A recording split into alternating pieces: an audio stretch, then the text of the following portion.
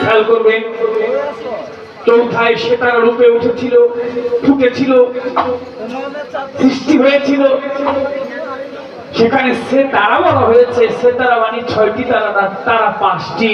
একটি আমার নূর মুহাম্মদ সাল্লাল্লাহু আলাইহি ওয়াসাল্লাম, আরেকটি জগৎজননী আমার মা ফাতেমা, আরেকটি হলো হযরত আলী কারিমুল্লাহ ওয়াজহু, আরেকটি হলো হযরত ইমাম হাসান আলাইহিস সালাম, আরেকটি হলো হযরত ইমাম হোসেন আলাইহিস সালাম। এই 5টি তার রূপে তারা ছিল। এবার আসলো ময়ূরিনী রূপে।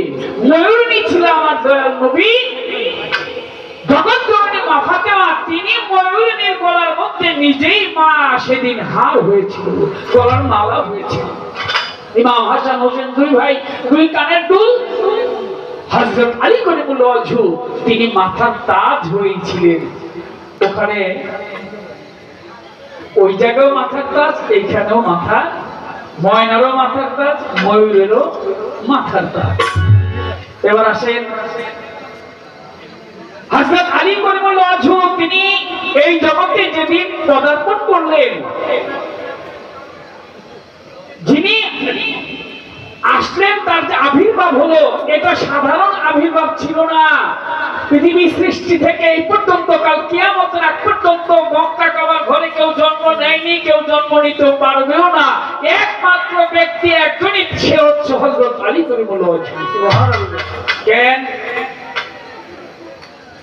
এই মায়েরা, মা মাগো, একটু আস্তে আস্তে কথা বলো।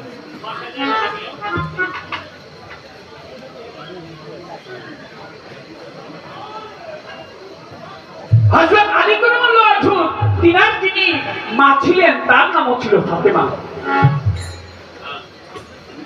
নামটা কি তার নাম ফাতেমা, তবে ফাতেমা বিনতে আসাদ।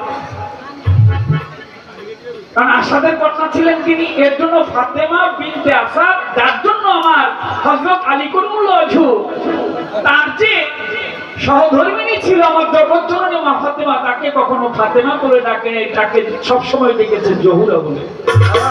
কারণ মায়ের নাম ফাতেমা, স্ত্রীর নামও ফাতেমা হয়ে যায়।